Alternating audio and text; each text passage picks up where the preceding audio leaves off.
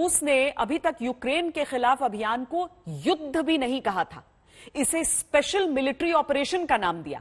पर आज रूस की ओर से एक आधिकारिक बयान आया। मॉस्को में एक टीवी चैनल को दिए इंटरव्यू में रूस के विदेश मंत्री सर्गेई लावरोव ने कहा कि यूक्रेन में चल रहा युद्ध तीसरे विश्व युद्ध में बदल सकता है। जिस तरह नेटो देश यूक्रेन को हथियार दे रहे हैं, उसका अर्थ यही है कि नेटो रूस के खिलाफ एक प्रॉक्सी वॉर यानी छद्म युद्ध लड़ रहा है।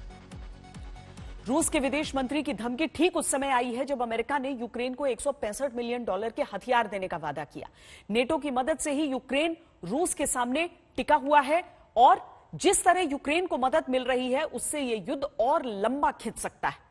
इस चेतावनी को देखने का दूसरा नजरिया यह भी है कि जिस देश के पास दुनिया में सबसे ज्यादा यानी 5,977 परमाणु हथियार हो, जिस देश की पहचान दुनिया भर में महाशक्ति के रूप में हो और वो 62 दिन में अपनी सैन्य मंशा पूरी न कर पाया हो, उसके विदेश मंत्री तीसरे विश्व युद्ध की चेतावनी दे तो मामले की गंभीरता बहुत बढ़ जाती है। आज विश्व युद्ध की ऐसी डायरेक्ट धमकी आई है कि दुनिया में शांति के कबूतर उड़ाने वाले व्यापारी और सुपर पावर देश सोच में पड़ गए।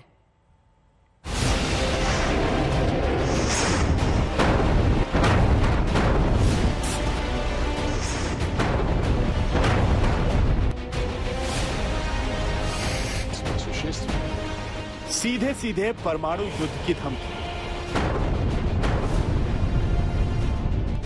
तबाही की सबसे बड़ी ईएमआई अभी बाकी है।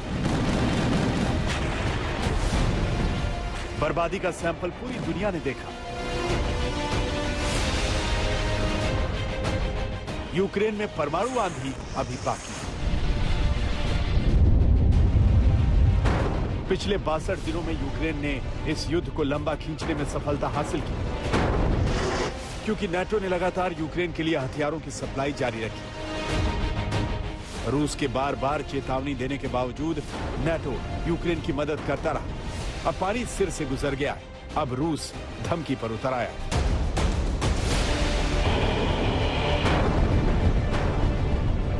रूस ने साफ साफ कहा है कि नेटो की हरकतों का जवाब बहुत कठोर होगा और परमाणु हथियार के इस्तेमाल को कोई हल्के में ना ले। यह धमकी इसलिए भी अहम है क्योंकि ये किसी और ने नहीं बल्कि पुतिन के राइट हैंड कहे जाने वाले रूस के विदेश मंत्री सर्गेई लावरोव ने दी। Вся пятерка постоянных членов Совета Безопасности ООН नेटो रूस के साथ प्रॉक्सी वॉर में लगा हुआ है। युद्ध का मतलब है युद्ध। परमाणु हमले के जोखिम को कम करके नहीं आंकना चाहिए और युद्ध खत्म करने का कोई भी समझौता काफी हद तक जमीनी सैन्य हालात पर निर्भर करता है। недопустимости ядерной войны. И это наша принципиальная позиция. सर्गेई लावरोव की इस धमकी को सुनने के बाद यूक्रेन के विदेश मंत्री दिमित्री कलेवा ने रूस को ट्वीट करके जवाब दिया। दिमित्री कलेवा ने इसे रूस की हार बताकर कहा, यूक्रेन को दुनिया भर से मिल रहे समर्थन से रूस आखिरी उम्मीद खो चुका है, इसलिए तीसरे विश्व युद्ध की बात कर रहा है। इसका मतलब यह है कि मॉस्को को अपनी हार का अंदाजा हो चुका है, इसीलिए दुनिया को यूक्रेन का समर्थन 2 गुना कर देना चाहिए।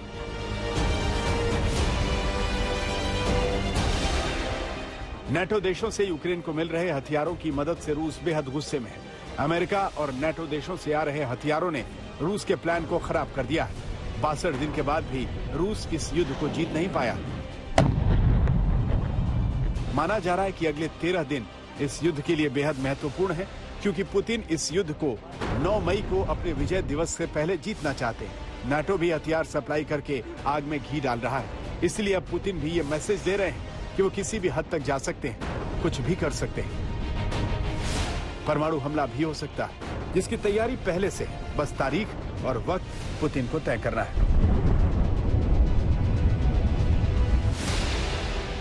यूक्रेन को मिल रहे नेटो के हथियार रूस के लिए सबसे बड़ी मुसीबत है, तो दूसरी तरफ नेटो देशों के नेताओं का यूक्रेन जाकर जेलेंस्की से मिलना रूस को बहुत चुभ रहा है। सोमवार को अमेरिकी विदेश मंत्री और रक्षा मंत्री ने कीव जाकर $165 मिलियन के हथियार भेजने का वायदा किया है।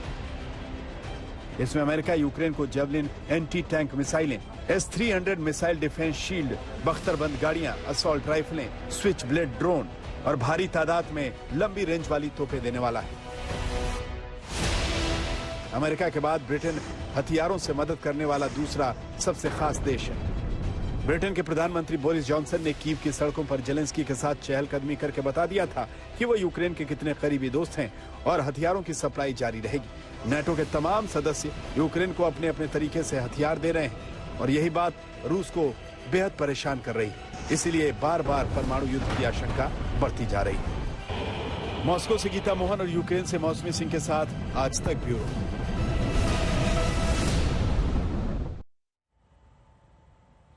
इतिहास में बहुत से युद्ध हुए हैं, लेकिन सिर्फ 2 युद्ध को ही विश्व युद्ध माना जाता है। हर युद्ध विश्व युद्ध इसीलिए नहीं होता क्योंकि विश्व युद्ध की कुछ खास कसौटी होती है। मौजूदा समय में यूक्रेन और रूस के बीच जो युद्ध चल रहा है उसे विश्व युद्ध की कसौटियों पर रखकर देखते हैं। विश्व युद्ध की पहली कसौटी है कि इसमें दुनिया की सारी महाशक्तियां शामिल हैं। इस समय इस युद्ध ने दुनिया की महाशक्तियों को खेमों में बांटा हुआ है। रूस, अमेरिका, फ्रांस, ब्रिटेन, जर्मनी और चीन सब इसमें किसी न किसी रूप में शामिल हैं। इसीलिए पहली कसौटी पूरी होती है एक तरह से। विश्व युद्ध की दूसरी कसौटी है दुनिया का बड़ा हिस्सा युद्ध में शामिल हो। फिलहाल यह कसौटी बिल्कुल पूरी नहीं होती क्योंकि युद्ध क्षेत्र यूक्रेन तक ही सीमित है। विश्व युद्ध की तीसरी कसौटी है कि दुनिया के कई हिस्सों में अलग अलग शक्तियों के बीच युद्ध होने लगे। फिलहाल ये कसौटी भी पूरी नहीं होती क्योंकि युद्ध सिर्फ यूक्रेन में चल रहा है। विश्व युद्ध की चौथी कसौटी है आर्थिक प्रतिबंध और सैंक्शंस की लड़ाई बड़े पैमाने पर शुरू हो जाए। ये कसौटी कुछ हद तक पूरी होती है क्योंकि अमेरिका और उसके दोस्त देशों की तरफ से रूस पर प्रतिबंध लगाए गए हैं। विश्व युद्ध की 5वीं कसौटी है कि एयर स्पेस बंद हो जाए। फिलहाल अमेरिका, कनाडा, यूरोपियन यूनियन और यूनाइटेड किंगडम की एयर स्पेस रूस के लिए बंद है। ये कसौटी कुछ हद तक पूरी होती है।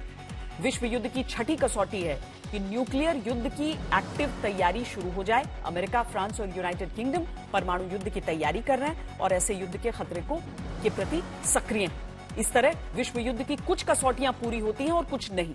इसीलिए अभी के हालात को विश्व युद्ध नहीं कहा जा सकता, लेकिन आगे हालात बहुत तेजी से बदल सकते हैं। 19 अप्रैल को पहले आज तक संवाददाता गीता मोहन ने सर्गेई लैवरोव का इंटरव्यू किया था और उनसे परमाणु हमले पर सवाल पूछा था। तब उन्होंने साफ कहा था कि परमाणु हमले को लेकर सारा डर का माहौल पश्चिमी देशों ने बनाया है। ये जो ताजा इंटरव्यू 8 दिन बाद उन्होंने दिया है, सर्गेई लैवरोव की भाषा बदली हुई नजर आ रही है और अब वो तीसरे विश्व युद्ध की चेतावनी दे रहे हैं। President Zelensky said that Russia plans to use tactical nuclear weapons. वो तो बहुत कुछ कहते हैं। उनका कहना इस पर निर्भर करता है कि वो क्या पीते हैं और क्या फूंकते हैं। मैंने परमाणु हथियारों का जिक्र कभी नहीं किया। ज़ेलेंस्की कह रहे हैं तो उनके खुफिया सूत्रों को उन्हें कुछ खबर देनी चाहिए। मैं ऐसी किसी बात पर टिप्पणी नहीं कर सकता। Вся пятерка постоянных членов Совета Безопасности ООН नेटो रूस के साथ प्रॉक्सी वॉर में लगा हुआ है। युद्ध का मतलब है युद्ध। परमाणु हमले के जोखिम को कम करके नहीं आंकना चाहिए और युद्ध खत्म करने का कोई भी समझौता काफी हद तक जमीनी सैन्य हालात पर निर्भर करता है। недопустимости ядерной войны. И это наша принципиальная позиция. अब ये समझते हैं कि लावरोव का रुख बदलने के पीछे क्या है। ऐसा क्यों हुआ कि आज तक दिए इंटरव्यू में जिस आशंका को उन्होंने पश्चिमी देशों का प्रोपेगेंडा बताया, अब खुद ये चेतावनी दे रहे हैं। इसकी सबसे बड़ी वजह है नेटो देशों की तरफ से यूक्रेन को मिल रही सैन्य मदद, जिसके दम पर यूक्रेन अब तक युद्ध के मैदान में टिका हुआ है। यही वजह है कि रूस इस युद्ध को पूरी तरह अभी तक एक निर्णय तक नहीं पहुंचा पाया है और इसी वजह से अब तीसरे विश्व युद्ध की चेतावनी दे रहा है। आपको हम वो हथियार भी दिखाते हैं जिनकी मदद से यूक्रेन ने रूस की साधारण सी दिख रही जीत को एक लंबे संघर्ष में बदल दिया और रूस की सुपर पावर वाली छवि पर सवाल उठाए। इसमें अमेरिका से मिले हथियारों और तकनीकी मदद की अहम भूमिका है। अमेरिका से यूक्रेन को portable anti tank missile FMG-148 Javelin मिल रही है। इस मिसाइल ने यूक्रेन में रूसी टैंकों को बहुत नुकसान पहुंचाया है। इसकी सबसे बड़ी वजह यह है कि इस मिसाइल को आसानी से कंधे पर रखकर कहीं भी ले जाया जा सकता है और एक अकेला सैनिक भी इसे अकेले ऑपरेट कर सकता है। इसके अलावा अमेरिका ने यूक्रेन को रूसी Mi-17 हेलीकॉप्टर दिए हैं। अमेरिका ने काफी पहले रूस से यह हेलीकॉप्टर खरीदे थे, लेकिन अब रूस के यही हेलीकॉप्टर रूसी सेना के लिए मुसीबत बन गए। यूक्रेन को अमेरिका और टर्की ने बड़ी मात्रा में हमलावर ड्रोन भी दिए, ड्रोन तकनीक के क्षेत्र में टर्की बहुत आगे है और अमेरिका भी अफगानिस्तान में अपने ड्रोन्स का सफल इस्तेमाल कर चुका है। यूक्रेन को मिले इन ड्रोन्स ने रूसी काफिले को काफी और कई बार नुकसान पहुंचाया। यूक्रेन को अमेरिका और जर्मनी ने लगभग 2000 स्ट्रिंगर सिस्टम भी दिए थे। यह अकेले सैनिक के जरिए ऑपरेट किया जाने वाला एक ऐसा सिस्टम है जो पोर्टेबल एयर डिफेंस सिस्टम है। इससे यूक्रेन ने बड़ी संख्या में रूस के लड़ाकू विमान और हेलीकॉप्टर्स को निशाना बनाया है। अमेरिका से मिले नाइट विजन उपकरण भी यूक्रेनी सेना की बड़ी मदद कर रहे हैं। पश्चिमी देशों से मिले नाइट विजन चश्मे और ड्रोन इंफ्रारेड और हीट सेंसर से लैस हैं। फिलहाल इस टेक्नोलॉजी की वजह से यूक्रेन के हाथ मजबूत हैं और यूक्रेन को रात की लड़ाई में फायदा मिल रहा है। इसके अलावा अमेरिका और यूरोपीय संघ के पास ऐसे कई सैटेलाइट्स हैं जो हाई रेजोल्यूशन तस्वीरों के माध्यम से रूसी सेना की सटीक जानकारी यूक्रेन को दे रहे हैं। इस जानकारी के माध्यम से यूक्रेन ने रूस का बहुत नुकसान किया है। अमेरिका के अलावा स्लोवाकिया ने यूक्रेन को S-300 aircraft and missile defence system दिया है। रूस में बना मिसाइल सिस्टम 100 किलोमीटर की दूरी से लड़ाकू विमानों और मिसाइलों का पता लगा लेता है। इसी सिस्टम की मदद से रूसी लड़ाकू विमानों को हमला करने में मुश्किलें आ रही हैं। टैंकों को निशाना बनाने के लिए ब्रिटेन ने यूक्रेन को light anti tank weapon system दिया है।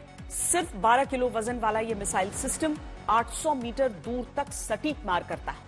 ब्रिटेन ने यूक्रेन को अब तक ऐसे करीब 3600 लाइट एंटी टैंक वेपन दिए हैं। इसके अलावा जर्मनी ने यूक्रेन की सेना को 80 बुलेट प्रूफ बख्तरबंद गाड़ियां दी। इन गाड़ियों से फायरिंग की जा सकती है और रॉकेट लॉन्च किए जा सकते हैं। ये नेटो की तरफ से यूक्रेन को वो मदद है जिससे रूस का गुस्सा बढ़ गया है और इसीलिए वो तीसरे विश्व युद्ध की चेतावनी दे रहा है।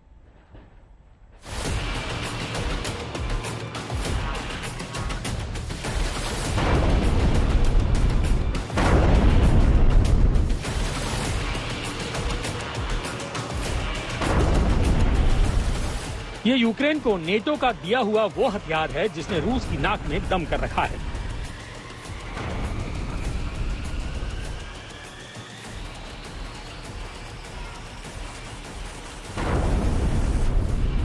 अमेरिका, ब्रिटेन या नेटो देश युद्ध में यूक्रेन की सीधी सैन्य मदद तो नहीं कर पा रहे हैं, लेकिन हथियार देकर यूक्रेन को रूस के खिलाफ लड़ने की ताकत जरूर दे रहे हैं। कामिकाज़ी दरअसल एक जापानी नाम है। कामिकाज़ी जापान के ऐसे एयरक्राफ्ट होते थे जिसमें विस्फोटक लदा होता था और वो अपने दुश्मन के ठिकाने पर क्रैश कर जाते थे, जिससे बड़ा धमाका होता था। कामिकाज़ी ड्रोन्स मानव रहित ड्रोन्स स्टेल्थ टेक्नोलॉजी पर आधारित होते हैं। ये रडार की पकड़ में नहीं आते। ड्रोन्स अपने साथ विस्फोटक लेकर उड़ते हैं। एयर डिफेंस सिस्टम को चकमा देकर दुश्मन के क्षेत्र में जाते हैं। ड्रोन्स के सिस्टम में फोटो के जरिए टारगेट सेट कर दिया जाता है। टारगेट तक पहुंचने पर ये उस पर विस्फोटक लेकर गिर जाते हैं। ये ड्रोन्स दुश्मन पर आत्मघाती हमला करते हैं। इसका इस्तेमाल स्वार्म ड्रोन सिस्टम में भी किया जाता है। इनकी रफ्तार 130 किलोमीटर प्रति घंटा होती है और 3 किलो तक विस्फोटक ले जा सकते हैं। करीब 30 मिनट तक ये उड़ सकते हैं, यानी आधे घंटे में आत्मघाती स्ट्राइक और दुश्मन का काम तमाम। इस तरह के कामिकाज़ी सुसाइड ड्रोन से यूक्रेन की हमला करने की शक्ति बढ़ी है, जिससे रूस को जवाब देना उसके लिए आसान हुआ है। ब्रिटेन के इस कामिकाज़ी सुसाइड ड्रोन को लाइटर कहा जाता है। लाइटर ड्रोन अपने साथ विस्फोटक ले जाते हैं और दुश्मन के टारगेट पर क्रैश कर जाते हैं, जिससे उनका खात्मा हो जाता है।